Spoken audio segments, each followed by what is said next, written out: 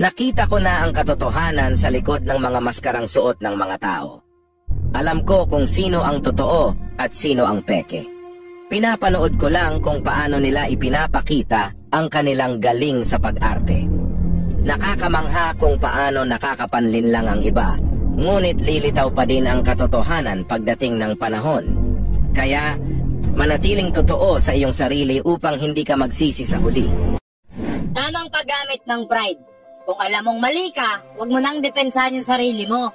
Aminin at tanggapin mo yung pagkakamali mo. Baguhin at itama mo para ikaw ay mag-grow. Yung iba kasi sa atin, alam naman nating mali, pero pilit pa rin pinaninindigan na tama sila. Pinaglalaban yung baluktot na paniniwala, wag lang magmukhang masama sa paningin ng ibang tao. Minsan, ang pride nilulunok at nilulugar. Hindi yan karuwagan, kundi katapangan. Isipin mo lagi kung ano yung kahihinatnan. Kung pagpipilitan mo lagi yung mga mali mo, maikli ang buhay para istresin mo yung sarili mo. Pag-amin at pagtanggap ng pagkakamali, yan yung mag-i-improve sa'yo. Mga boss, ang pride may tamang gamit yan. Pag nagamit mo yan ng maganda at maayos, pwede niyang mapaunlad yung buhay mong kapos at hikahos.